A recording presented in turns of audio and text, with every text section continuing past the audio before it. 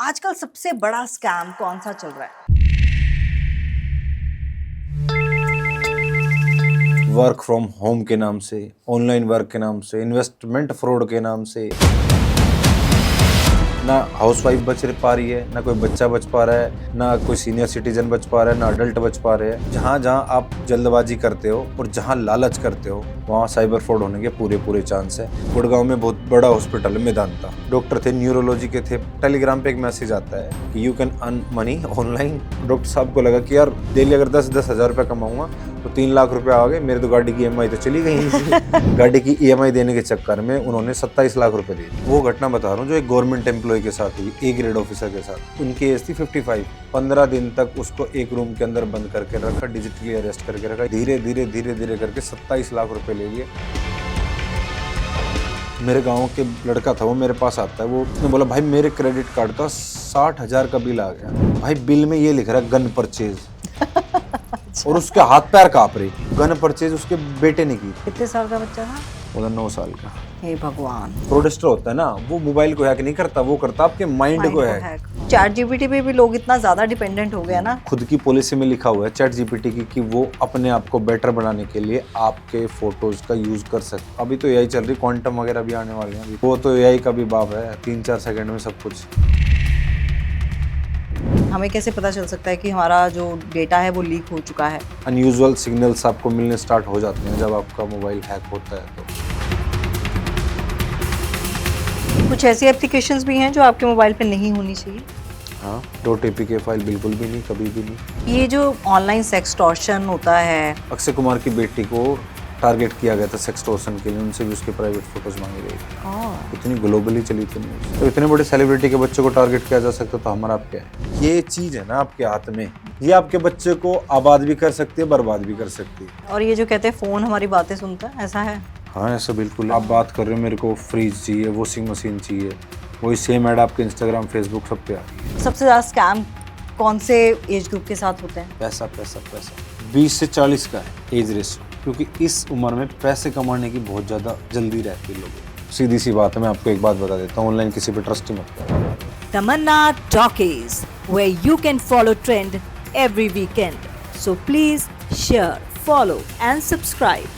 इस वीडियो में व्यक्त किए गए सभी विचार, मत और सुझाव अतिथि के व्यक्तिगत अनुभवों और विचारों पर आधारित है। इसमें चैनल, एंकर या निर्माता की सहमति या विचारों का आवश्यक रूप से मेल होना जरूरी नहीं। इस वीडियो का उद्देश्य केवल जानकारी और विचार विमर्श है। इसका उद्देश्य किसी को नुकसान पहुंचाना, गुमराह करना या किसी प्रकार की खतरनाक राजनीतिक या वित्तीय सलाह को बढ़ावा देना नहीं है। दर्शकों से अनुरोध है कि वो किसी भी राय या सलाह पर कार्य करने से पहले अपने विवेक और विशेषज्ञ की सलाह जरूर लें। नमस्कार, एक बार फिर से आपका स्वागत है। और आज हम जिस विषय पर बात करने वाले हैं वो विषय आपकी जिंदगी से जुड़ा हुआ है। वो विषय आपकी जिंदगी से इस कदर कह सकते हैं डीपली जुड़ चुका है कि उसको अपनी जिंदगी से थोड़ा सा दूर करना ना अब हर किसी के बस की बात नहीं रही है। मैं बात कर रही हूँ इस फोन की। ये फोन या फिर कोई भी ऐसी चीज टेक्नोलॉजी से जुड़ी हुई जो आपको फ्रॉड की तरफ या फिर फ्रॉड के चंगुल में फंसा सकती है।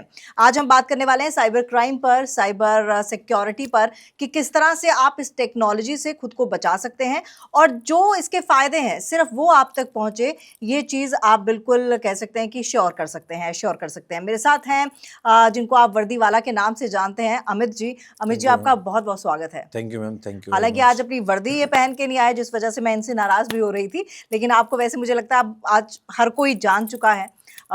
कई सारे अवार्ड से आप सम्मानित हो चुके हैं। जी जी। साइबर की दुनिया में, अगर साइबर क्राइम की दुनिया में जो अवेयरनेस आप लोग पहुंचा रहे हैं वो वाकई काबिल तारीफ है। Thank you ma'am.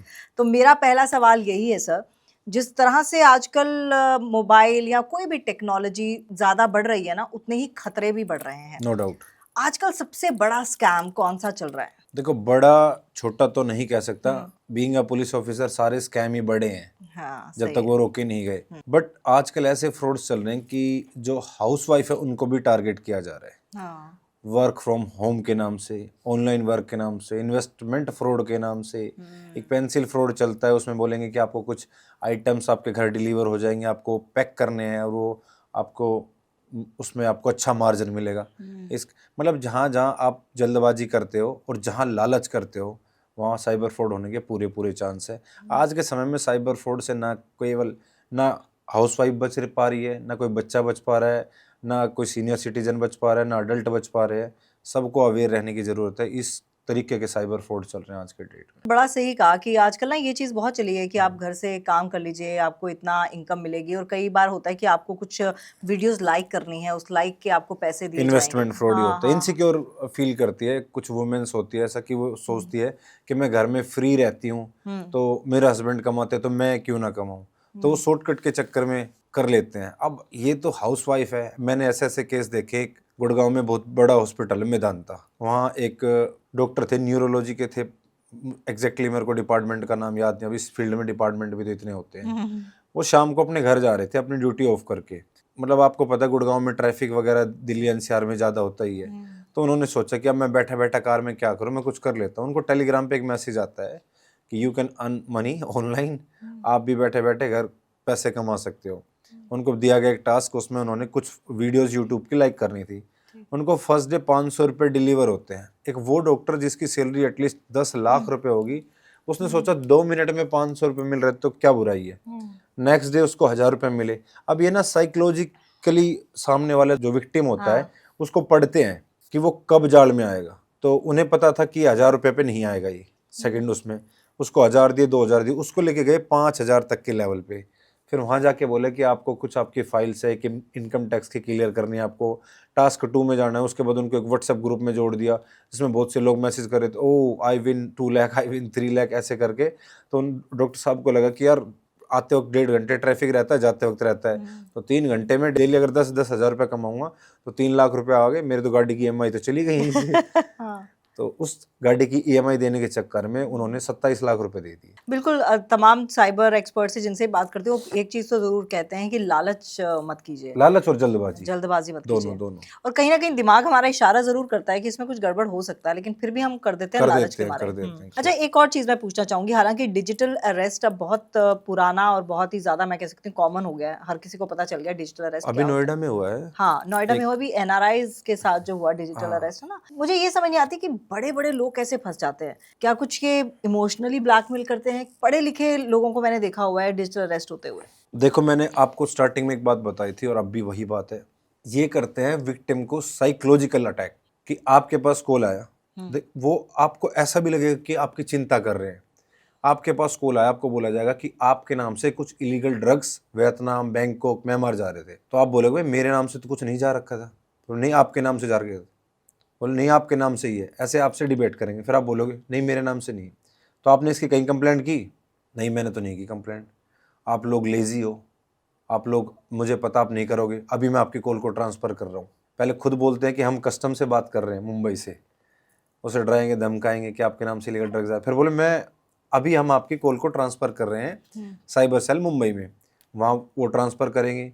फिर उसको एक स्काइप ID देंगे, वहाँ पूरा एक फेक पुलिस स्टेशन बना हुआ होगा, वहाँ अच्छा। कनेक्ट टू ACP पूरा फेक, सब कुछ फेक सिस्टम। ACP आता है, हाँ बताओ क्या हुआ। ये मैं वो घटना बता रहा हूँ जो एक गवर्नमेंट एम्प्लॉय के साथ हुई, A ग्रेड ऑफिसर के साथ। उसने बोला sir I am A grade officer और मेरे को ऐसे कॉल आई थी तो मुझे रिपोर्ट दर्ज करनी है। तो तुम करते ही हो फ्रॉड। वो बोलता है उसको तुम्हारे नाम से जाहिर है, तुम A ग्रेड ऑफिसर हो तो क्या हुआ, तुम कुछ भी कर सकते हो, तुम्हें पावर है। उसे लगा, क्योंकि लोगों की साइकोलॉजी ऐसी कि पुलिस थोड़ा ना आपको डरा के बात करती है, उसे लगा he is original police officer, genuine. उससे बोला अपना आधार कार्ड नंबर बताओ।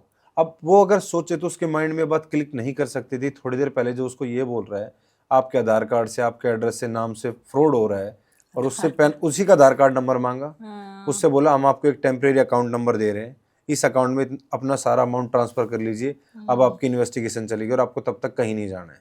अब उसको उस बंदे पे ट्रस्ट हो गया जिसने उसकी कॉल को स्विच किया था। वो बंदा इसको बोल रहा है अरे सर बहुत ईमानदार है, आपका कोई पैसा कहीं नहीं जाएगा, आप बस ट्रस्ट रखिए आप, और आपको ना कोई मारेगा ना पीटेगा। वो घबरा गया थोड़ा, उससे धीरे धीरे करके 27 लाख रुपए ले लिए। 15 दिन तक उसको एक रूम के अंदर बंद करके रखा, डिजिटली अरेस्ट करके रखा। इवन अगर वो वॉशरूम भी जाता था तो भी उसका लैपटॉप खुला रहता था। 14 दिन तक तो उसे सोने भी नहीं दिया था, बिल्कुल भी। सोता था तभी लैपटॉप ऑन करके, सब कुछ। इतना मेंटली हरास हो गया था वो। उनकी एज थी 55 और मेरी एज थी 28 जब वो मेरे से मिले थे। मेरे से 27 साल बड़े थे वो। और मेरे सर पे कंधा रख के वो इतनी बुरी तरीके से रोए, इतनी बुरी तरीके से बोला अमित जी मैं आपको लिटरली बता रहा हूँ कि मैं आपको किसी को बोल नहीं सकता, मुझे पैसा नहीं चाहिए, पैसा आए नहीं आए, बस कोई मुझे ऐसा बोले कि मैं संभाल लूँगा, बस आप टेंशन मत लो। तो मेरे साथ 2-3 दिन रहे थे वो, और उनका पैसा भी रिकवर हो गया था। अच्छा, एक चीज मुझे समझ नहीं आती, पैसा ठीक है रिकवर हो गया था, कई मैंने ऐसे स्कैम्स देखे हैं जहां पर जो इंटरनेट पे नंबर है, आप नंबर पे कॉल कीजिए, वो स्कैम कर लेंगे आपसे, वही ओटीपी शोटीपी मांगेंगे, जो भी है, उसके बाद वो नंबर एक्टिव रहता है, पुलिस उन तक क्यों नहीं पहुंच पाती है? मैडम वो वीपीएन से यूज़ करते हैं, उस नंबर को वीपीएन लगा के यूज़ करते हैं, वो व्हाट्सएप पे एक्टिव रहता है। जैसे आप देखो, अभी आपको पता है एक नया रूल आया है, वो कल से एक्टिव हो जाएगा, उसको बोलते हैं सिम बाइंडिंग रूल। अगर आपकी सिम आपके मोबाइल से बाहर निकल गई तो आपको व्हाट्सएप यूज नहीं कर पाओगे। पहले कोई किसी का व्हाट्सएप चला रहा है, कोई कहीं चला रहा है।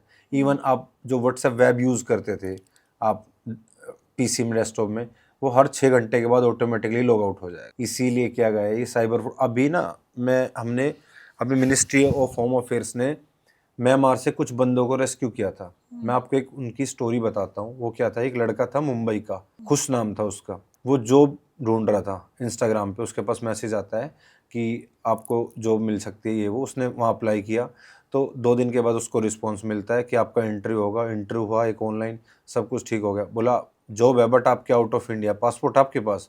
उसने बोला हाँ मेरे पास है पासपोर्ट। तो आपको ना बैंकॉक आना पड़ेगा, और आपके लिए कोई टिकट का खर्चा नहीं, कुछ नहीं है। अब वो सोचे यार अच्छी कंपनी मिल रही है कि मेरे को टिकट भी नहीं दे रही, कुछ भी नहीं, अच्छी फ्लाइट बुक करवा के दी, चला गया बैंकॉक। एक दिन बैंकॉक अच्छे होटल में रखा, उस दिन के बाद 20 किलोमीटर दूर बैंकॉक से शिफ्ट किया, नेक्स्ट डे 25 किलोमीटर, उससे नेक्स्ट डे 30 किलोमीटर, ऐसा करके 7-8 लेवल थे।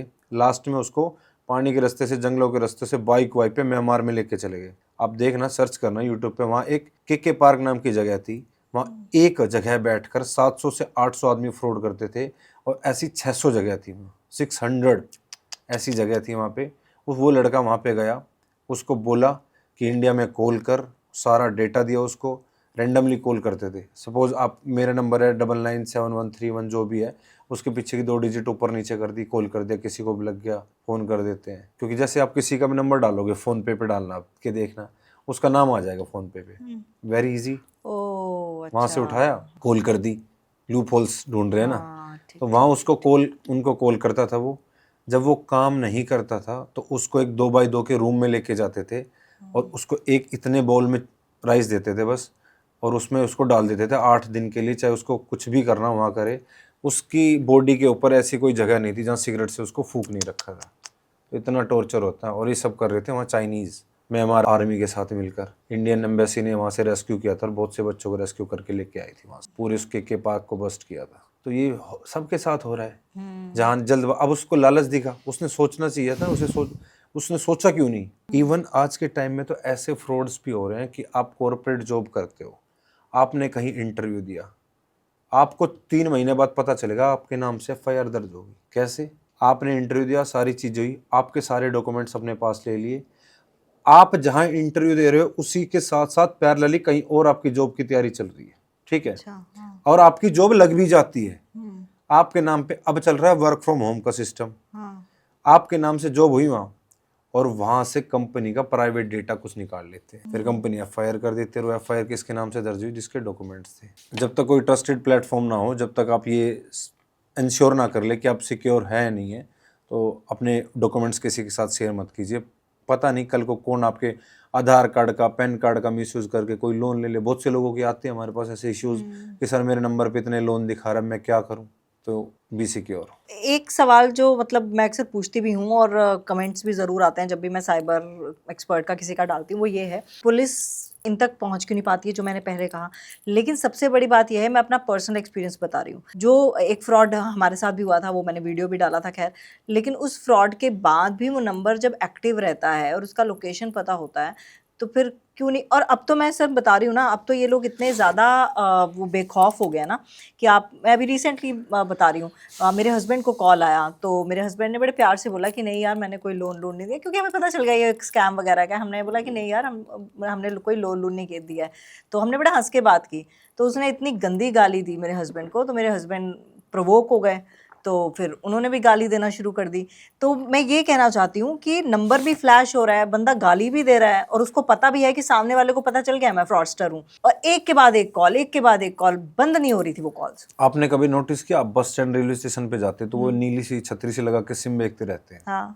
वो कुछ लोग इतने फ्रॉड होते हैं, क्या करते हैं, कि जो गांव के बेचारे भोले भाले लोग होते हैं उनको बोलते हैं थंब इम्प्रेशन से सिम मिलती है, गलत लग गया, एक बार दोबारा लगाओ, उसी के नाम से 2 सिम ले ली, उसको पता ही नहीं है, वो सिम उठा के किसी साइबर फ्रॉडस्टर को बेच दी। आपकी सिम से कहीं फ्रॉड चल रहा है, वो कर कोई और रहा है, वो सिम हो सकता है आगरा के नंबर पे इश्यू हो, वो चलती मिलेगी आपको झारखंड में, छत्तीसगढ़ में। तो अगर आप भी ये चेक करना चाहते हो कि आपके नाम से कितनी सिम इश्यू है, तो भारत सरकार की वेबसाइट है संचार साथी, जिसको आप डायरेक्टली एक्सेस कर सकते हो। गूगल पे जाकर अगर आप सर्च करोगे टेफकोप, तो वहाँ आपको एक ऑप्शन मिलेगा नो योर कनेक्शंस, उसमें वो नंबर डालिए जो आपके आधार कार्ड से लिंक है। जैसे आप उसको डालेंगे आपके पास पूरी डिटेल आ जाएगी कि आपके आधार से लिंक नंबर के साथ कितनी सिम इशू है। इवन आप उसके वहाँ जाकर रिपोर्ट भी कर सकते हो। अगर आप वहाँ रिपोर्ट नहीं कर पा रहे हो तो आप cybercrime.gov.in की वेबसाइट पर जाकर भी उसकी रिपोर्ट कर सकते हो। ये तो था पहला कि अगर आपकी कितनी सिम एक्टिव है, जो आपने बताया कि वो सिम हाजिर। दूसरा तरीका, आप ये चाहते हो कि आपके नाम से कोई फेक सिम एक्टिव ही ना हो कभी, तो अपने फ़ोन के गूगल में जाइए, वहाँ सर्च कीजिए UIDAI। जैसे आप सर्च करेंगे आधार की वेबसाइट खुलेगी, आधार सर्विसेज में जाइए, वह बायोमेट्रिक लॉक का एक ऑप्शन होता है। अब उससे होगा क्या कि आप अपने आधार कार्ड को लॉक कर सकते हो। Without your consent nobody can use your Aadhaar card. कभी भी किसी को भी अगर आपके आधार का कुछ मिसयूज करना पड़ेगा, उसका अलर्ट आएगा तुरंत आपके पास, और जब तक आप उसको अनलॉक नहीं कर देते आपका आधार का यूज़ होगा ही नहीं। ये उड़ीसा की तरफ, बिहार की तरफ लोग फ्रॉड सिम भी बेचते हैं अपने नाम से इशू कर। ऐसे बहुत से लोग पकड़े हमने। हम पहुँचे उस बैंक अकाउंट जो जिसके नाम से चल रहा है, फ्रॉड चल रहा है, वहाँ पहुँचते हैं तो वहाँ कोई 70 साल का बुजुर्ग मिलता है या कोई ऐसा आदमी मिलता है कि जी ये तो मेरा अकाउंट है ही नहीं, मुझे पता ही नहीं कहाँ चल रहा है। बाद में पता चलता है बेटे ने पिताजी का अकाउंट खुलवा के साइबर फ्रॉडस्टर को कमीशन पे दे दिया। स्पेशली मैं उन लोगों से अपील करना चाहता हूँ जिनके हाथ में मोबाइल ज़रूर है मगर उन्हें मोबाइल की नॉलेज नहीं है, उन्हें डिजिटलाइजेशन की नॉलेज नहीं है कि क्या चल रहा है गाँव में। देखो आज के समय में मैं ये बोल दूँ आपको कि मोबाइल ही यूज़ मत करो, वो तो सही नहीं है ना, पॉसिबल भी नहीं है। सब चीज़ें हम इजीली एक्सेस कर सकते हैं मोबाइल से, इतना बुरा भी नहीं है। हाँ ठीक है। हाँ, तो उसके लिए जितने भी गांव में रहने वाले लोग हैं उनको मोटा मोटा बता दूं, अपने मोबाइल को सेव कर लो, अपने आधार कार्ड को सेव कर लो, अपना बैंक अकाउंट किसी को मत दो, किसी को मतलब किसी को भी मत दो, कोई हो उसमें, आपका बेटा हो कोई हो, पता कहाँ चल रहा है। ऐसे बहुत से केसेस आ रहे, बेटे ने लालच में दे दिया। अपनी सिम मत दो, क्योंकि अब जो चोर है वो पहले तो चोर शकल होती थी उसकी, अब एक नंबर होता है बस, कहीं बैंक अकाउंट नंबर आ गया, कहीं कोई मोबाइल नंबर आ गया। और डिजिटल जो कनेक्शन होता है ना, आप सिर पटकते रह जाओगे। अगर आपका अकाउंट कहीं यूज हुआ है तो किसी ने किया हो, आपका हुआ है तो आप ही हो पुलिस की तरफ से। अच्छा। हाँ, और मैम हालांकि ऐसा नहीं है कि कुछ लोग ऐसे केसेस भी आते हैं जब पता है कि बेटे ने दिया था, बाप इस चीज़ का पता नहीं था, बट फिर भी सिक्योर रहिए। अपना Aadhaar card, pan card, bank account number, mobile, SIM, WhatsApp, दूसरे को इनका एक्सेस ना दें। ये बार बार जो आप कह रहे हैं आधार कार्ड सेव रखिए, आधार कार्ड कैसे सेव रखेंगे? हम तो होटल्स में जाते हैं, चेकिंग करो तो आधार कार्ड फोटो मांगते हैं, ट्रेन में सफर करते हैं तब आधार कार्ड होता है। 1 लाख मेरे सब्सक्राइबर हो गए, अब वो आना है सिल्वर बटन, तब भी मेरे से आधार कार्ड मांगा गया है। तो आधार कार्ड तो हर कहीं लग रहा है। वैसे कॉन्ग्रेचुलेशंस 1 लाख मैंने कहा ये सब्सक्राइबर बता के दूं लिए। सबको, लगे हाथ। Thank you. देखो, जब कभी भी आप किसी पर्पज के लिए आधार कार्ड दो, जैसे सपोज आप फोटोकॉपी दे रहे हो उसकी, तो आप क्रॉस में लिख के दो। सपोज बैंक में दे रहे हो फॉर बैंक पर्पज ओनली, नीचे लिख के दे सकते हो। या एक मास्क आधार होता है, हाँ ठीक है। आप आधार की वेबसाइट पे जाइए, आधार सर्विस में जाइए, वहाँ मास्क आधार मिलेगा, आप उसको डाउनलोड करिए, होटल में दीजिए आप उसको जाके। और अभी ना अच्छा, सरकार होटल्स ने एक में- स्टेप उठाया है, वो शायद अपडेट हुआ नहीं है। जो आधार रहेगा ना आपका, आप उससे अपने आधार की लिमिट्स को फिक्स कर सकते हो कि आपको किसके साथ कितनी लिमिट्स शेयर करनी है। अच्छा। आपकी फोटोज, आपका पूरा नंबर, आप क्या क्या शेयर कर सकते हो, तो वो डायरेक्ट उधर, अब आपको ऐसे फोटोकॉपी निकाल के देने की जरूरत नहीं पड़ेगी। तो बस आधार कार्ड की वेबसाइट आप दिखाओगे, वहाँ स्कैन करना है, उनके पास पूरी जितनी भी डिटेल आप लिमिटेड रखोगे, हाँ वो होटल वाले को मिल। बट होटल्स में जरूरी है कि आधार कार्ड ही दो, पैन कार्ड? हाँ एग्जैक्टली, मैं यही बताना चाह रहा हूँ कि जरूरी नहीं है आप आधार कार्ड ही दो, आपके पास ड्राइविंग लाइसेंस भी है, आपके पास वोटर ID कार्ड भी है, ये दे सकते हो आप। लेकिन वो मांगती है आधार कार्ड? नहीं, मांगते नहीं है, वो थोड़ा ना ऐसा बन चुकी है सिस्टम की, आइडेंटिटी का मतलब हम सिर्फ आधार समझते हैं नहीं आज के सर, टाइम। मैंने खुद उनको बोला है कि मैं मतलब मेरे पास था नहीं आधार कार्ड, तो मैंने कहा ये दे दूं, पैन कार्ड दे दूं, नहीं एड्रेस आधार कार्ड प्रूफ देना होता है, लेकिन बस उन्होंने मेरे को एड्रेस बोला प्रूफ आधार तो कार्ड ही चाहिए। वो होटल भी 5 स्टार होटल था, छोटा मोटा होटल भी नहीं नहीं, था। ऐसा कुछ नहीं, एड्रेस तो आपके DL में भी होता है। होता है, मैंने तो बोला है क्योंकि मेरे पास उस आपके वक्त वोटर था आईडी नहीं। कार्ड में भी होता है। लेकिन उन्होंने मेरे से बोला नहीं आधार कार्ड ही चाहिए, तो देखो मतलब किसी होटल्स की वो स्टेट बाय स्टेट वेरी करता है, क्या पता अदर स्टेट में किसी में वहाँ के टर्म एंड कंडीशंस अलग हो। बट अगर मेरे को नहीं देना आधार कार्ड तो मैं नहीं दूंगी। आपको आइडेंटिटी तो जरूर देनी पड़ेगी, आइडेंटिटी तो दूंगी विद लेकिन- एड्रेस, हाँ, विद एड्रेस। ठीक है, तो वो तो पैन कार्ड डीएल में होता पैन है, कार्ड में तो नहीं होता पूरा, बट आप डीएल दे सकते हो, voter ID card. Voter ID card दे सकते हो आप। पासपोर्ट नहीं देना, पासपोर्ट की कॉपी। ठीक है। अच्छा, एक और चीज, ये जो पैसा फ्रॉडस्टर्स लेते हैं स्कैम करके, वो किस अकाउंट में जाता है? उन्हीं के अकाउंट में जाता है वो। तो कहाँ अकाउंट ट्रेस नहीं होता? होते हैं, सब कुछ होता है। तो फिर देखो एक दिक्कत है लोगों के साथ, वो क्या है कि सपोज आपके साथ साइबर फ्रॉड हुआ, आपने तुरंत बता दिया, ये आपका सबसे बेस्ट चीज थी। अगर आप इसी चीज को 10 दिन तक रखते तो तब क्या आपको लगता आपका पैसा मिलता? नहीं मिलता, क्योंकि 10 दिन तक वो साइबर फ्रॉडस्टर वेट थोड़ी ना करता। 70 to 80% कंप्लेंट्स में क्या होता है कि लोग कंप्लेंट ही लेट करते हैं, तब तक वो पैसा कहीं का कहीं पहुंच चुका होता है। कुछ फ्रॉडस्टर ऐसा भी है कि फॉरेन से बैठ के कर रहे हैं इंडिया में, और गवर्नमेंट ने स्टेप्स भी उठाए हैं बहुत अच्छे अच्छे, जैसे अभी अब जो मैंने बताया था आपको सिम बाइंडिंग का है, अवेयरनेस भी करवा रही है। साइबर दोस्त का एक पोर्टल है मिनिस्ट्री ऑफ होम अफेयर्स का, वहाँ आपको हर दिन अपडेट मिलती है आज अब किस तरीके के साइबर फ्रॉड चल रहे हैं, कैसे आप अपने आप को अलर्ट रह सकते हो साइबर क्राइम की वेबसाइट पर।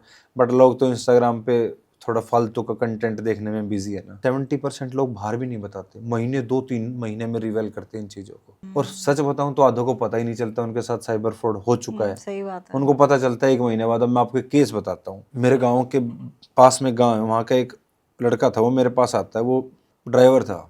उसने बोला भाई मेरे क्रेडिट कार्ड का 60,000 का बिल आ गया। भाई बिल में ये लिख रहा है गन परचेज। और उसके हाथ पैर कांप रहे कि यार गन का नाम लिख रहा है उसमें। बोला भाई गन परचेज की गई है। उसको ये डर कि अब पुलिस उसको लेके जाएगी, उसको 60,000 का नहीं, उससे ये यार मेरे गन परचेज कब कर ली मैंने, कहाँ है वो बंदूक जो मैंने परचेज की। उसकी हमने फिर साइबर में कंप्लेंट करवाई। जब हमें 3-4 दिन के बाद पता चला कि वो गन परचेज उसके बेटे ने की थी, और कैसे की थी और कितने साल का बेटा, मैं आपको लास्ट में बताऊंगा। तो आप इतने साल के बच्चे भी ऐसा कर रहे हैं। उसका बेटा कहीं ऑनलाइन गेम खेल रहा था, एक रूम वगैरह क्रिएट होता है इस गेम में, और आज के समय में ना ये रियल टाइम चैटिंग बन चुके हैं ये गेम जितने भी है ऑनलाइन। आप बात कर लो किसी से, मैसेज शेयर कर दो, कुछ भी शेयर कर दो, तो वहां से उसको लिंक आता है, साइबर फ्रॉडस्टर लिंक भेजता है। अच्छा, आपको ये भी नहीं पता कि आपका बच्चा जिसके साथ गेम खेल रहा है उसकी एज क्या है। ये 30-30, 40-40 साल के होते हैं। हाँ, बच्चे बन के बात करते हैं उनसे। उसके पास भेजा लिंक, जैसे उसने लिंक भेजा बोला वोडाफोन की सिम यूज़ कर रहा है, तेरे फ़ोन में 70% बैटरी है, तेरा फ़ोन वीवो का है। बोला आपको कैसे पता? बड़ा इजी है, ले मैंने तेरे को एक लिंक और भेजा, इसमें सारी डिटेल डाल दे। उसने सारी डिटेल डाल दी। बोला ठीक है। फिर बोला यार तेरे पास गन नहीं है क्या? हमने गन खरीद रखी है, हम इतने दिन से कर रहे हैं, और मैं कभी भी इसमें गेम में विनर रहता हूँ, ये रहता हूँ। उसको 2-3 दिन बूस्ट किया। तीसरे दिन बोला मैं कैसे गन परचेज, कुछ मत कर, इस लिंक पे क्लिक कर। वो था एक एनीडेस्क ऐप का लिंक, उससे उसको रिमोट कंट्रोल मिल गया पूरे मोबाइल का, और उसने उससे 60,000 रुपये की परचेजिंग कर ली गन के नाम पे। अब वो आया, फिर वो ट्रेस किया उसके पैसे को किसी न किसी तरह। कितने साल का बच्चा था? उधर 9 साल का। हे भगवान। मेरा मानना ये है, जो ये चीज है ना आपके हाथ में, ये आपके बच्चे को आबाद भी कर सकती है, बर्बाद भी कर सकती है। तो अगर आप चाहते हो आपका बच्चा बर्बाद ना हो, तो आप अपने बच्चे को दूर रखें इससे। अब आप ये बोलोगे कि बहुत सी चीजें तो ऐसी आती है जो मोबाइल पे दिखानी पड़ती है, उसकी स्क्रीन टाइम को मॉनिटर करो। अपने बच्चे के सामने बैठो जब आपका बच्चा मोबाइल पे कुछ देख रहा है, या फिर आप कुछ सेटिंग्स करो। गूगल में जाके सेफ सर्च आप सर्च करेंगे तो आप जैसे सर्च करेंगे फिल्टर का ऑप्शन आता है, उसको आप इनेबल कर देंगे तो आपके बच्चे के पास अब फालतू का कंटेंट नहीं आएगा। यूट्यूब में जाइए, राइट साइड में आपकी प्रोफाइल होगी, वहाँ क्लिक कीजिए, सेटिंग में जाइए, जर्नल में जाइए, रिस्ट्रिक्टेड मोड का एक ऑप्शन होता है, उसको क्लिक कर दीजिए। अब आपके बच्चे के पास किसी तरीके का ऑफेंसिव मटेरियल नहीं आएगा, और थोड़ा सेफली यूज़ कर सकता है वो यूट्यूबर।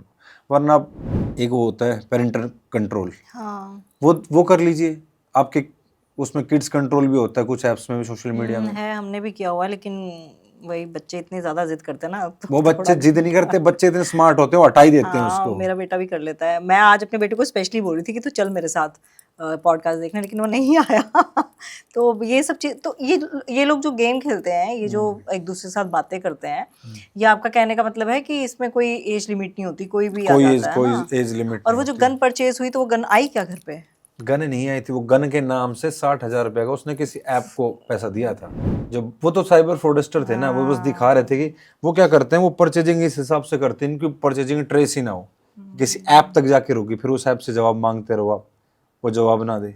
जो हमारा भी हुआ था फ्रॉड 1.5 लाख, तो उसमें 1 लाख की नायका से, अमेजोन से शॉपिंग थी और 50,000 की नायका से शॉपिंग थी। हाँ, तभी आपका पैसा आ गया। 1 लाख तो आईफोन था, वो बाद में पता चला था, लेकिन ये था कि फ्राइडे को हुआ था, तो सैटरडे संडे ऐप दोनों वो था, छुट्टी पे था, कुछ ऐसा एक ऐसा ही हुआ था कि अब ये ब्लिंकिट नहीं चल रहा है, तो एक बंदे ने ब्लिंकिट से दही ऑर्डर कर दिया। दही का फिर हो गया। तो उसने ऑर्डर किया, तो तभी उसके पास ना फोन आ गया उसकी कंपनी से। तो उसने बोला कि भाई वापिस आ जा, तो उसने कैंसिल का ऑर्डर डाल दिया, हैंड टू हैंड ही। अब कैंसिल का ऑर्डर डाला तो वो कैंसिल नहीं हो पा रहा था, तो उसने क्या किया, अब टोल फ्री नंबर सर्च करने के लिए हम क्या करेंगे ब्लिंकिट का, गूगल पे देखेंगे। हाँ, यही गलती करते हैं हम, क्योंकि जितनी भी ऐप्स है उनमें सपोर्ट एंड कॉन्टैक्ट सिस्टम होता है ऑलरेडी इनेबल। जब आप उनकी प्रोफाइल पे क्लिक करोगे, अपनी या सेटिंग्स में जाओगे, सब कुछ होता है वहाँ पे। जिसने इतनी बड़ी ऐप बना दी, तो क्या वो बात करने का, कॉन्टैक्ट करने का सपोर्ट सिस्टम खड़ा नहीं करेगा? बट हम क्या गलती करते हैं, हम गूगल पे जाते हैं, सर्च करते हैं ब्लिंकिट टोल फ्री नंबर, जैसे सर्च करेंगे वहाँ आपको 2-3 चीज़ें दिखेगी। एड स्पॉन्सर्ड, एड स्पॉन्सर क्या होता है, ये हैकर्स या चीटर क्या करते हैं, गूगल का एसईओ करवाते हैं, गूगल सर्च इंजन ऑप्टिमाइजेशन की मदद से गूगल को पैसा देके आपके एड्स को रन करवा लेते हैं, अपनी एड्स को। जब उनकी एड्स रन होती है तो वो सबसे ऊपर दिखती है, उस पर आप क्लिक करते हो, जैसे आप क्लिक किया, उसने क्लिक किया, उससे एनीडेस्क ऐप डाउनलोड करवाई, पूरा उसका एक्सेस खुद के पास ले लिया, और लेने के बाद उसके पूरे फ़ोन का कंट्रोल अब उसके पास चला गया, और उससे 80,000 रुपये उसके मोबाइल से चले गए। बट उसकी, मैं तो ये कहूँगा, किस्मत अच्छी थी, 15-20 मिनट में उसने कॉल कर दिया था 1930 पे। तो 1930, 2 चीज़ें आपको ना हमेशा याद रखनी है अगर आपके साथ किसी तरीके का कोई साइबर फ्रॉड होता है। तो पहला, आपको अगर कोई साइबर फ्रॉड होता था फाइनेंशियली, तो आप 1930 पर कॉल कीजिए, तुरंत आपके पैसे को दूसरे अकाउंट में जाने से रोक दिया जाएगा। वैसे इसकी लास्ट लिमिट 48 आवर्स है, बट मैं तो बोलूँगा होते के साथ ही कीजिए। और एक वेबसाइट है cybercrime.gov.in, ये ऐसी वेबसाइट है, हिंदुस्तान के हर आदमी को ये याद रखनी जरूरी है, बहुत काम आने वाली है। कोई लड़की है, उसको कोई तंग कर रहा है, मारता है, पीटता है, या ऑनलाइन किसी तरीके का कोई दिक्कत परेशानी है ऑनलाइन, तो वहाँ एक ऑप्शन मिलता है वुमेन एनोनिमस का, मतलब without revealing her name she can complaint there, but for that she have to collect 2 or 3 evidence. Collect कीजिए, वहाँ जाकर कंप्लेंट कीजिए, आपकी कंप्लेंट रजिस्टर्ड हो जाएगी। इवन वहाँ एक बहुत अच्छा ऑप्शन होता है, जब आप राइट में 3 लाइन्स पे क्लिक करोगे, चेक एंड रिपोर्ट सस्पेक्ट। आप किसी भी तरीके का mobile number, social media account, URL, किसी तरीके का UPI ID, bank account number, वहाँ जाकर चेक कर सकते हो वो फ्रॉड तो नहीं। इतनी अच्छी फैसिलिटीज़ मिलती है। कोई फाइनेंशियल फ्रॉड हो जाता है तो भी आप उसकी रिपोर्टिंग वहाँ जाकर कर सकते हो। आज के समय में कितने साइबर फ्रॉड चल रहे हैं उसकी भी जानकारी मिल सकती है। साइबर दोस्त है जो I4C, Indian cyber crime coordination centre, उसके साथ काम करते हैं वो साइबर फ्रॉड को रोकने के लिए। सरकार तो बहुत मेजर स्टेप्स उठा रही है, बट अवेयर नहीं है लोग अवेयर भी नहीं है। लोग ऐसी चीज़ें शेयर करते नहीं किसी के पास। नॉलेजेबल वीडियो बहुत कम लोग आपका के तो साथ शायद शेयर भी कर दे, क्योंकि आपका थोड़ा ग्रुप ऐसा है, बट मोस्टली होता नहीं है, लोग करते नहीं। सही बात बोल रहे हो आप। लेकिन आज हम शेयर करवाएंगे रील्स, क्योंकि ऐसे ऐसे क्वेश्चंस आपसे पूछेंगे। आजकल एक और चीज़ चली है, ऑनलाइन इश्क मोहब्बत जो चल रहा है, ये क्या है? मुझे ये चीज़ समझ नहीं आई कि AI से प्यार हो जा रहा है, इमोशनली आप इतने ज़्यादा रिलाय करने लग पड़ रहे हैं AI से, ChatGPT से, और जो ऑनलाइन इस तरह की चीज़ें चल रही हैं। मतलब आप क्या कहना चाह रहे हो, AI पे डिपेंडेंसी बढ़ रही है? आप मेरे को स्कैम के हिसाब से बताइए, जो ऑनलाइन ये लव और मैरिजेस हो रही हैं, अच्छा, ये कैसे पॉसिबल है? ऑनलाइन डेटिंग्स वगैरह। हाँ, ऑनलाइन डेटिंग। लड़का है दिल्ली का, लड़की है मुंबई की, दोनों किसी डेटिंग ऐप पे मिल गए या सोशल मीडिया अकाउंट्स पे मिल गए। बात हुई, हाय हेलो हुई, हाय हेलो के बाद एक दूसरे को बातें बतानी स्टार्ट किया। अब हर जगह किसी ना किसी के साथ कोई इशू रहता है। जिंदगी किसी की भी आसान नहीं है, पर कुछ लोग ऐसे होते हैं जो अपना दुख लोगों के सामने बताते हैं, हाय मैं तो मर गया, हाय मैं तो मर गया। किसी का भी जीवन आसान नहीं है, सोचे तो, और सोचे तो कठिन भी नहीं है। वो आपके ऊपर डिपेंड करता है कि आप अपने जीवन को कैसे जी रहे हो। बिल्कुल। तो वहाँ ऐसा होता है कि वो इस चीज़ का फ़ायदा उठाते हैं, उनको शोल्डर सॉफ्ट शोल्डर देते हैं कि नहीं आपका तो नेचर बहुत अच्छा, आपके घर वाले ऐसे हैं वैसे, मैं आपका अच्छा दोस्त हूँ, ये हूँ वो हूँ। कोई इश्यू होता है बॉयफ्रेंड के साथ, हस्बैंड के साथ, इवन हाउसवाइफ को बहुत ज़्यादा टारगेट किया जा रहा है। मेरे पास आए दिन ऐसे मैसेज आते हैं कि सर हमें कोई ब्लैकमेल कर रहा है। मैं ब्लैकमेल तो तब करेगा जब आपने कुछ शेयर किया होगा। हाँ शेयर तो किया, कोई नहीं करते हैं इसमें। तो सॉफ्ट शोल्डर दिया। वो स्टार्ट कहाँ से होता है कि वो आपको बोलेंगे कि मेरे को फ़ोटो भेजो, फ़ोटो भेजी आपने, वो लुकिंग क्यूट, लुकिंग ब्यूटीफुल, 2-3 दिन तक चली, फिर वो फ़ोटो का थोड़ा लेवल बढ़ा देते हैं, फिर लास्ट में क्या होता है कि वो आपसे पर्सनल फ़ोटोज़ मांगते हैं, फिर आप नहीं देते हो Intimate फ़ोटोज़। मतलब, हाँ आप फ़ोटो नहीं देते तो बोलते हैं अरे मैं कौन सा आपके साथ रिलेशन क्रिएट कर रहा हूँ, फ़ोटो ही तो मांग रहा हूँ। लड़की सोचती है फ़ोटो ही तो मांग रहा है, कौन सा कुछ कर रहा है। और वो कौन सा कुछ क्या होता है जिस पे आप 2-3 महीने से इतना भरोसा करते फिर वो 15 मिनट में बदल जाता है। फिर वो डिमांड करता है पैसे की, फिजिकल नीड्स की, और भी चीज़ों की। बी सिक्योर, अपनी पर्सनल का मतलब पर्सनल, आप जैसे दिखते हो आपको पता है। कुछ लड़कियां तो क्या भी करती है। एक हमारे पास केस आया था, एक प्रोफेसर थी दिल्ली की, and she was 42 years old, she was unmarried. तो उसने क्या किया, अपने लैपटॉप में कुछ अपनी प्राइवेट फ़ोटोज़ क्लिक करके रख रखी थी, और उसने वो अपना, उसका लैपटॉप ख़राब हो गया तो उसने अपने कॉलेज में किसी को, कोई काम करने वाला था वहाँ पे, उसको दे दिया कि रिपेयर करवा ला। ठीक है, रिपेयर करवा के देख के चला गया। अब उसको 8 महीने बाद मैसेज आता है उसमें उसकी व्हाट्सएप के किसी नंबर से, जिसमें उसके पास कुछ फ़ोटोज़ भेज रखी थी। फ़ोटो देखी तो उसने उसी की थी, वो डर गई, काँपने लगी। उसको बोला फटाफट इस नंबर पे 20,000 रुपये डाल दे। हाय रब्बा। 20,000 रुपये ले लिए, 30 ले लिए। वो जब लिमिट क्रॉस होने लगी तो उसे लगा, तो उसने किसी से हेल्प मांगी। उसने हमें ट्रेस आउट किया, पता किया, क्योंकि ऐसा होता है कि लड़कियां मोस्टली, यूजुअली क्या होता है कि ये सोचती कि कंप्लेंट करने जाए, कहीं बेइज्जती हो ये। तो फिर जब वो सारी डिटेल निकाली ना पुलिस ने, तो पता चला कि वो बंदा वही है जो उसके साथ 10 साल से नौकरी कर रहा था। बाप रे। लैब अटेंडेंट था वो उसी के कॉलेज में। तो ये जो ऑनलाइन सेक्सटॉर्शन होता है या मैरिजेस होने लग पड़ती हैं, ये यही पैटर्न रहता है इनका? जीरो ट्रस्ट फैक्टर, सीधी सी बात है। मैं आपको एक बात बता देता हूँ, ऑनलाइन किसी पे ट्रस्ट ही मत करो, आपके साथ कुछ भी नहीं होगा कभी भी। आज का समय ऐसे चल रहा है, लोग ऑफलाइन तो एक दूसरे से बात कर नहीं रहे, ऑनलाइन वहाँ बेंगलोर तक चैटिंग चल रही है। हो सकता है घर में बातें नहीं हो रही और दूसरे को आप ज्ञान दे रहे हो वहाँ बैठ के, ऐसे ज़िंदगी चलेगी, ऐसी ज़िंदगी चलेगी, ये मत करो, वो मत करो। प्रैक्टिकल रहो, इससे थोड़ी डिस्टेंस मेंटेन करो। दुनिया बहुत अच्छी है, इतनी भी बुरी नहीं है जितना फ़ोन हमें बताता है, और इतनी अच्छी भी नहीं जितना बताता है। आजकल तो चैट जीपीटी पे भी लोग इतना ज्यादा डिपेंडेंट हो गए हैं ना कि चैट जीपीटी भी आपको बड़ा। देखो सबके प्रोज एंड कॉन्स है।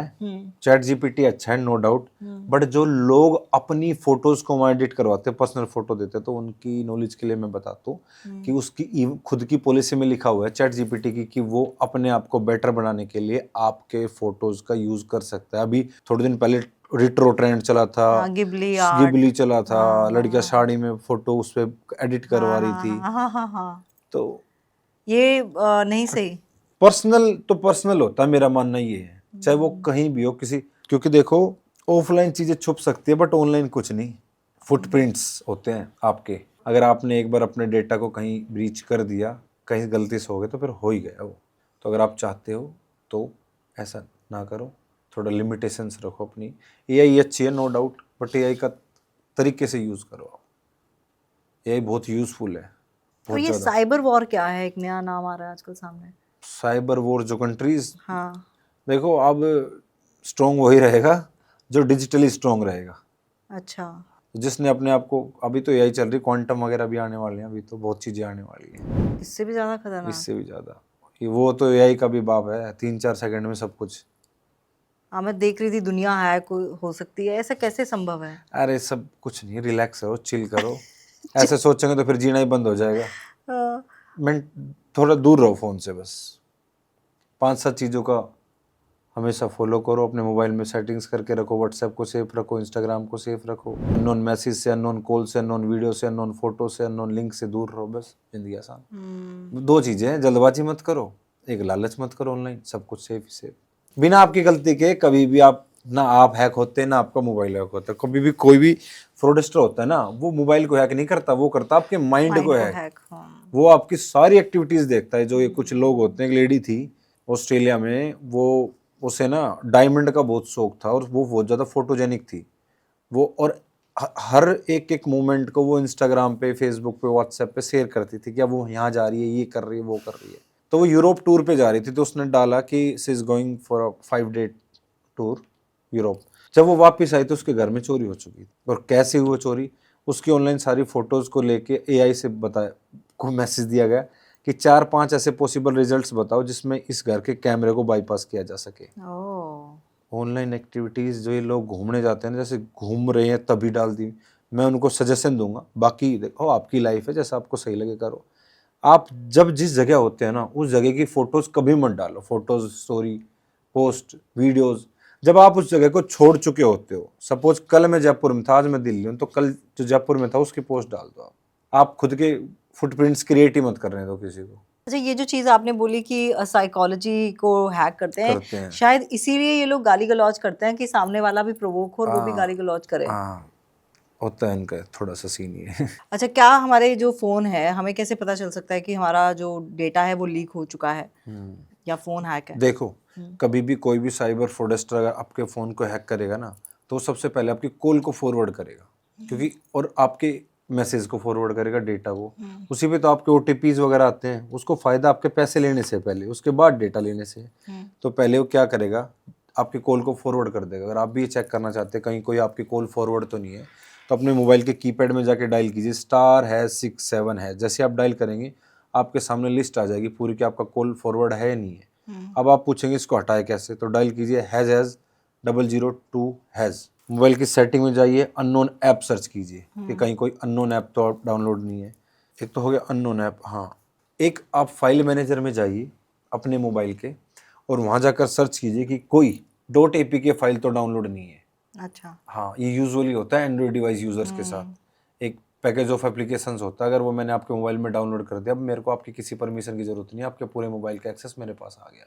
और सपोज आपके मोबाइल में कुछ ऐसी एक्टिविटीज़ हो रही है, बार बार बैटरी का डाउन होना, बार बार खुद से किसी को कॉन्टैक्ट हो गया, अनयूजुअल कॉल्स आ रहे, अनयूजुअल मैसेज आ रहे, तो may be your mobile can be hack. तो गो एंड चेक। आपके कीपैड में जाके वही आपको सेम चेक करना है, अपनी आपकी कहीं कोई कॉल फॉरवर्ड तो नहीं है। डायल कीजिए *#67#।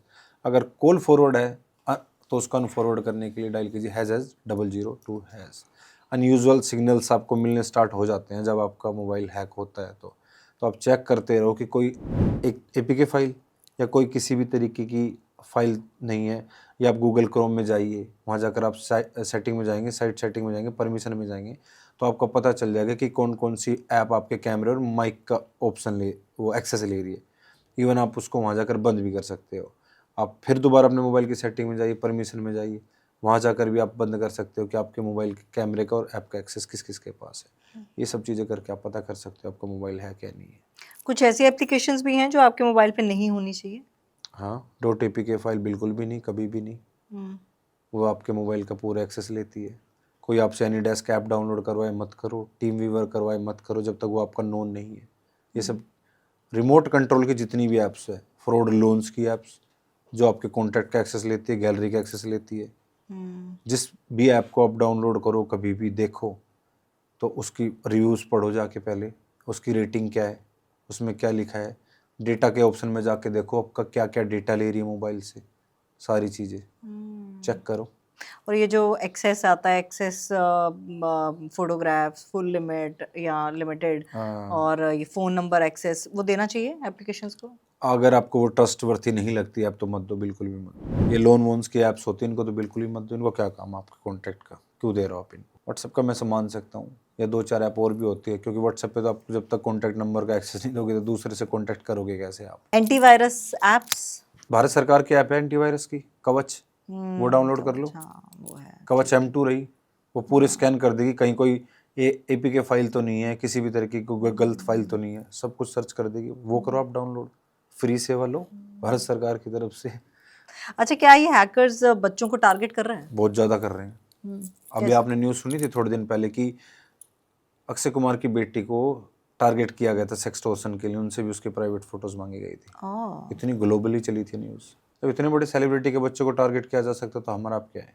तो भैया जिसके पास भी घर में मोबाइल है, adult mobile, adult in the sense जिसमें आपकी हर तरीके की फ़ोटोज़ है, आपका आधार कार्ड है, पैन कार्ड है, आपका बैंक का है, आपके व्हाट्सएप चलते हैं, कुछ भी XYZ, इन फ़ोनों को बच्चों को ना दे, अगर दे तो इनका लिमिटेड एक्सेस रखे, अपने बच्चे के स्क्रीन टाइम को मॉनिटर करे। अब माँ बाप ये बोलते कि बच्चा मोबाइल यूज़ करना नहीं छोड़ रहा, बच्चा जब छोड़ेगा जब माँ बाप को भी छोड़ना पड़ेगा उससे पहले। माँ बाप अगर बच्चे के बगल में बैठ के मोबाइल चला के कह रहे मोबाइल यूज़ करना बंद कर दे तो थोड़ी ना छोड़ देगा। अच्छा, अगर मोबाइल गुम हो जाए तो सबसे पहले क्या करना चाहिए? मोबाइल गुम हो जाए तो सबसे पहले अपनी सिम को बंद कीजिए, क्योंकि क्या पता जिसने आपका मोबाइल चोरी किया वो उसके ऊपर OTP भेजकर आपके बैंक अकाउंट से पैसा न उड़ा ले। उसके बाद अपने स्टेट पुलिस से या अपने नज़दीकी थाने से उसकी लॉस्ट प्रॉपर्टी की कंप्लेंट कटवाइए। उसके बाद गूगल पर जाकर सर्च करें CEIR.gov.in, ये संचार साथी की वेबसाइट, इस पर क्लिक कीजिए। ब्लॉक और स्टोलन मोबाइल ऑप्शन के पर क्लिक कीजिए, वहाँ जाकर अपने मोबाइल का बिल डालिए। वहाँ जाकर अपने मोबाइल की जो आपकी फ़ोटो थी एक, वो जो लॉस्ट प्रॉपर्टी की, वो डालिए और अपना आधार कार्ड अपडेट कीजिए। अब होगा क्या, जब भी आपके फ़ोन में कोई सिम इंसर्ट करने की कोशिश करेगा तो तुरंत उसका अलर्ट पुलिस के पास चलेगा। अब लोग ये कहेंगे कि ऐसे तो मोबाइल मिलता नहीं है। अभी संचार साथी की वेबसाइट पे जाओ और यहाँ जाके देखो 20 से 25 लाख मोबाइल ढूंढ चुके हैं ऐसे। बट उसके लिए खुद आपको भी अवेयर रहना पड़ेगा। गूगल अपनी, जब आप फाइंड माई डिवाइस में जाकर अपनी गूगल को इनेबल कर दीजिए, ताकि कल को कोई आपका मोबाइल चोरी करे तो आप दूसरे मोबाइल में अपनी Gmail ID डालकर भी उसको ट्रेस कर सके कि आपका मोबाइल कहाँ चल रहा है। और मोबाइल, बहुत से लोग क्या करते हैं कि जैसे मोबाइल लिया उसका बिल फेंक दिया, उसका बॉक्स फेंक दिया, तो उसको आप अपनी Gmail ID पर सेव करके रख सकते हो, या उसको आप घर में किसी सुरक्षित स्थान पर रख सकते हो। क्योंकि जब भी आपका मोबाइल चोरी होता है तो उसके IMEI नंबर के बिना उसको ट्रेस करना बहुत मुश्किल होता है। तो अगर आप भी अपने मोबाइल का IMEI नंबर जानना चाहते हो तो कीपैड में जाकर डायल करो *#06#। जैसे डायल करोगे, अगर एक सिम का स्लॉट हो तो एक का आ जाएगा IMEI नंबर, 2 ही तो 2 का आ जाएगा।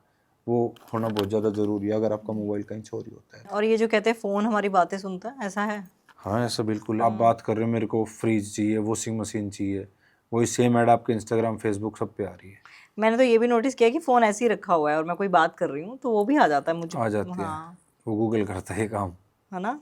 कैसे रोका जा सकता है इसे? जैसे ही आप अपने मोबाइल में जाएंगे, सेटिंग में गूगल में जाए, वहाँ जाकर आप अपनी प्रोफाइल पर क्लिक कीजिए, मैनेज योर अकाउंट में जाइए, डाटा एंड प्राइवेसी का ऑप्शन मिलेगा आपको, उसमें जाइए। उसमें आपको 5-6 ऑप्शन मिलते हैं। एक तो ऐड स्टॉप करने का, एक मैनेज करने का, एक उसमें ऑप्शन मिलता है वेब ऐप का, उसको बंद कर दीजिए। अब गूगल आपका किसी भी तरीके का डेटा किसी भी ऐप को देगा नहीं। एक गूगल में होता है थर्ड पार्टी ऐप कनेक्शन का। अब उस थर्ड पार्टी ऐप कनेक्शन में जाकर आप ये चेक कर सकते हैं कि आपकी गूगल मेल ID किस किस के साथ लिंक है। हाँ, और आप ये चेक करना चाहते हो कहीं आपका गूगल का कोई डेटा कभी ब्रीच तो नहीं हुआ था, लीक तो नहीं हुआ था, तो जाकर सर्च करें गूगल पे haveibeenpawned.com, PAWNED जैसे सर्च करेंगे, अपनी Gmail ID डालेंगे, आपको पता चल जाएगा आपके Gmail का डेटा कहाँ कहाँ ब्रीच हुआ है। और व्हाट्सएप को कैसे सिक्योर कर सकते हैं? व्हाट्सएप की सेटिंग में जाइए, अकाउंट में जाइए, 2 फैक्टर ऑथेंटिकेशन में जाइए। आज उसमें जाकर एक 6 डिजिट का कोड क्रिएट कीजिए। उससे क्या होगा कि अब आपने वो 6 डिजिट का कोड क्रिएट कर लिया तो विदाउट योर कन्फर्मेशन, जब तक वो 6 डिजिट का कोड आप किसी को बताएंगे ना, आपका व्हाट्सएप अभी को चला ही नहीं पाएगा, पहली बात। दूसरी, जब आप मीडिया एंड स्टोरेज में जाते हैं तो वहाँ ऑटोमेटिक डाउनलोड का एक ऑप्शन होता है, उसको बंद कर दीजिए हर जगह से, वाईफाई से भी, हर तरीके से। क्योंकि क्या होता है, कुछ लोग उसको ऑन करके रखते हैं तो परमिशन की जरूरत नहीं होती, मैंने आपके पास फाइल भेजी, ऑटोमेटिकली डाउनलोड होगी।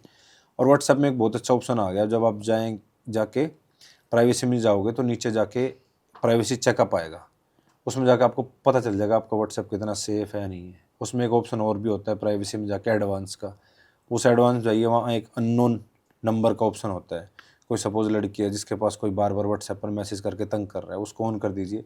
5-6 बार अगर वो मैसेज अटेम्प्ट करेंगे और आप रिस्पॉन्स नहीं करोगे तो व्हाट्सएप खुद ही ब्लॉक कर देगा उसको।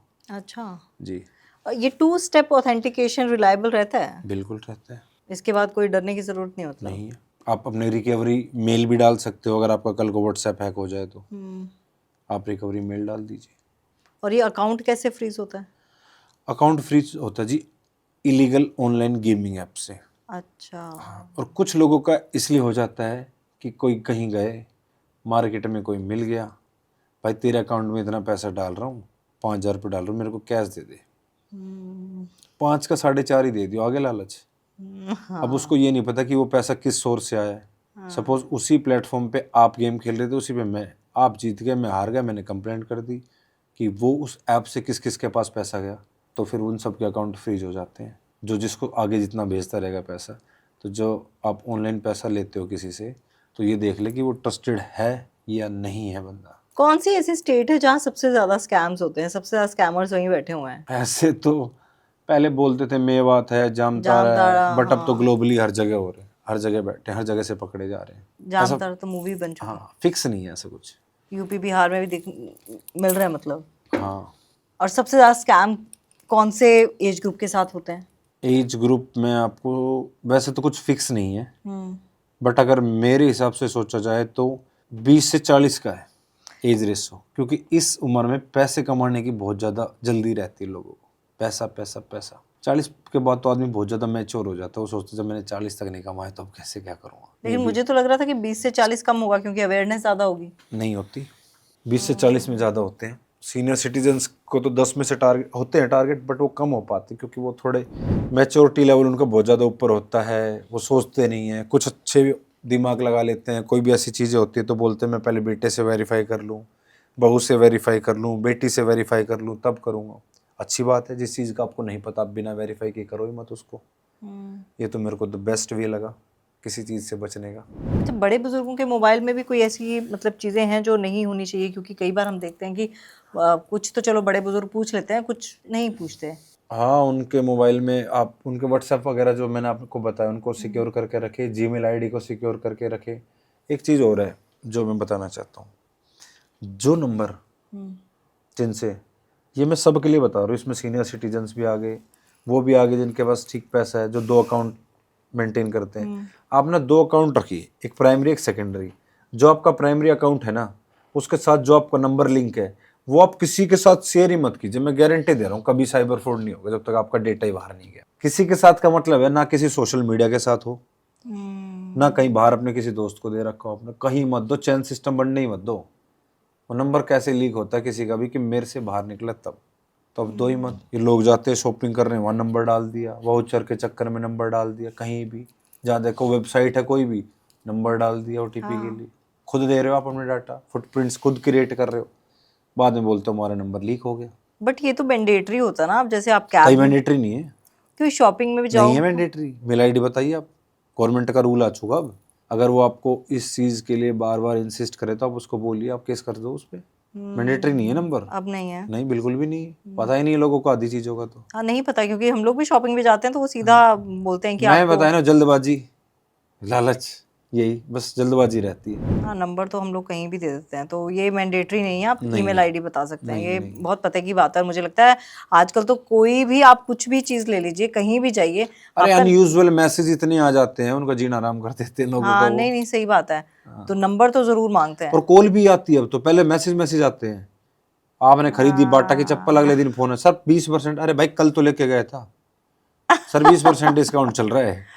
आपके मार्केटिंग के चक्कर में आप दूसरे को परेशान कर दो पूरे दिन। और आपके पास, आपको लगता है ना कि आपके पास कोई अनयूजुअल कॉल आ रही है और वो आपको परेशान कर रहा है, बैंक की कॉल है, लोन के लिए, कभी किसी चीज़ के लिए, संचार साथी की वेबसाइट पे जाके कंप्लेंट कर दो उसकी, उस नंबर को डाल दो, स्कैम वाले नंबर ऑप्शन में ब्लॉक हो जाएगा 2-4 बार डलने के बाद, अगर 2-4 लोगों ने डाल दिया सेम नंबर को। मतलब ये सारी चीज़ें दरअसल सच में अवेयरनेस होने की बहुत ज़रूरत है। ये सब चीज़ें पता नहीं है लोगों को। आप कुछ ऐसे 5 या 4 जितनी भी चीज़ें बता सकते हैं जो बहुत ज़रूरी है आजकल हर किसी को अपनानी चाहिए, जिससे कि फ्रॉड से कम मिनिमाइज कर सकें? लालच मत करो, जल्दबाजी मत करो, unknown link, unknown message, unknown photo, unknown video, unknown call से दूर रहो। बच्चों की एक्टिविटीज़ को मॉनिटर करो कि आपका बच्चा कहाँ क्या कर रहा है। लालच में पड़ोगे तो पक्का साइबर फ्रॉड के शिकार पड़ोगे। लड़कियों के मामले में क्या करना चाहिए लड़कियों को? क्या होता है यूजुअली लड़कियों के साथ, अब लड़कियां वर्किंग है, शाम रात को भी काम करती है, कोई एयर होस्टेज है, इवन पुलिस ऑफिसर्स भी है, या और भी है जो रात को काम करती है। वो यूजुअली क्या करती है, कैब से जब रात को घर आती है, कान में हेडफोन लगाया, सो गई, पीछे गाड़ी कहीं चल रही हो, थोड़ा अलर्ट रहे। जिस कैब में आप बैठ के जा रहे हो उसके ड्राइवर का आधार कार्ड, उससे बोला आधार कार्ड दिखाओ। फ़ोटो नहीं ले सकते आप, कोई राइट नहीं आपको, एक बार उसकी शक्ल से शक्ल मैच कर ले। बाहर जब आप गाड़ी में बैठेंगे तो लेफ्ट साइड में भी राइट साइड में गाड़ी की पूरी डिटेल होती है कैब की। फ़ोटो क्लिक करें, अपने नोन को शेयर कर दे, अपनी लाइव लोकेशन अपने किसी नोन को शेयर कर के रखें। रात को लेट नाइट आप ट्रैवल करते हैं तो एक होता है चाइल्ड लॉक गाड़ी में, कार में, जब आप कैब में बैठे तो बैठते के साथ आप कार की खिड़की को खोल के देखें, क्योंकि अगर वो चाइल्ड लॉक लगा रखे तो आप अंदर बैठ के खोल नहीं पाओगे उसको। ये सब। और हाँ, ये संगीत में मशगूल ना हो। कभी आप संगीत में मशगूल होकर सो गए, रात को थकावट हो ही जाती है, गाड़ी कहीं चल रही जंगल में, कहीं कच्चे रास्ते पे, अपने ड्राइवर को बोलो भैया चाहे मेरे को आप 1 घंटा लेट पहुंचा देना, बट चलना रास्ते रास्ते ही आपको। हाँ। उसको देखते रहे। एक और आजकल बड़ा रिवाज चला है, जैसे स्टारबक्स जाते हैं या फिर आप कहीं फ्लाइट पे जा रहे हैं तो बोर्डिंग पास के साथ फ़ोटो क्लिक कराना। स्टारबक्स गए हैं तो उसमें आपकी फ़ोटो आपका नाम लिखा होता है, तो बीच में नाम भी होता है, नंबर भी होता है, तो उसमें फ़ोटोज़ हाँ, मोबाइल क्लिक नंबर। कराना। हाँ तो वो तो खुद आप अपने डेटा को ब्रीच कर रहे हो। तो ये कप के साथ फोटो डालते हैं, नाम और बीच में नंबर होता है। हाँ। वो तो अनयूजुअल है, गलत कर रहे हो आप, अपना नंबर खुद लीक कर रहे हो आप। जेनजी सबसे ज़्यादा इसकी जद में आएगा। साइबर फ्रॉड के चांसेस है उनके साथ भी बहुत ज़्यादा, क्योंकि उनको तो बहुत ज़्यादा ही जल्दबाजी रहती है, बट वो स्मार्ट भी ऐसी नहीं है। स्मार्ट भी है, स्मार्ट है। लेकिन क्योंकि मेरे को जितने भी जेंजीज मिले आज तक, सब ने अपने व्हाट्सएप को सिक्योर कर रखा था। इवन कुछ लोगों ने तो मुझे ही सिखाया कि कैसे इस और ज़्यादा सिक्योर करे। लाइक है। हाँ, सच में टेक्निकली स्मार्ट हाँ, है, टेक्निकली स्मार्ट है। हर चीज़ का पता है। थोड़े उतावले हैं बस, जल्दी के चक्कर में रहते हैं चीज़ को। चलिए, बहुत अच्छा लगा आपसे बात करके और आपने अपना समय निकाला, उसके लिए आपको बहुत बहुत धन्यवाद। और मुझे पूरी उम्मीद है कि आपको भी इस एपिसोड से बहुत कुछ सीखने को मिलेगा। और जो 2 मंत्र आज दिए हैं, एक जल्दबाजी ना करें और एक एक लालच। लालच में ना पड़ें, तो ये 2 मंत्रों को आप गांठ बांध लीजिए, क्योंकि ये 2 मंत्र ऐसे हैं ना जो आपको बड़े से बड़ा नुकसान होने से बचा सकते हैं। क्योंकि मैं तो खुद ही कहते हैं भुक्तभोगी हूँ, तो कहीं ना कहीं इन सब चीज़ों को आप मद्देनज़र रखिए और जितना हो सके आप इस एपिसोड को शेयर करें, क्योंकि ये आपकी ज़िंदगी बचा सकता है, आपके अपनों की ज़िंदगी बचा सकता है। और हाँ, अपने बच्चों का ध्यान रखें, खूब ढेर सारा ध्यान रखें, प्यार कीजिए, खुद भी प्यार बांटिए। आपका बहुत बहुत धन्यवाद। Thank you ma'am, thank you, बहुत अच्छी बात की आपने। Thank you so much. इसको शेयर कीजिए ताकि आप अगर अपनों का ध्यान रखना चाहते हैं तो। हाँ। 1 घंटे का एपिसोड होगा मुश्किल से, बिल्कुल। 1 घंटा अगर सच बताऊं तो किसी को अगले 10-20 साल तक सिक्योर रख सकता है आराम से, कि अपने फ़ोन को कैसे सिक्योर रखे, कैसे साइबर फ्रॉड से बचे। तो कीजिए, ह्यूमैनिटी के नाते कीजिए। ह्यूमैनिटी के नाते कीजिए। देखिए, और अमित जी तो बहुत बड़े बड़े काम कर रहे हैं, और मैं तो आज रील देख रही थी, बड़े बड़े Thank you, मंचों ma'am. पे जाके अवार्ड ले रहे हैं, सम्मानित हो रहे हैं। आशा करती हूँ कि आगे भी हमारी मुलाकातों का सिलसिला यूं ही जारी रहेगा। Thank you, thank Thank you. Tamanna Talkies, where you can follow trend every weekend. So please share, follow and subscribe.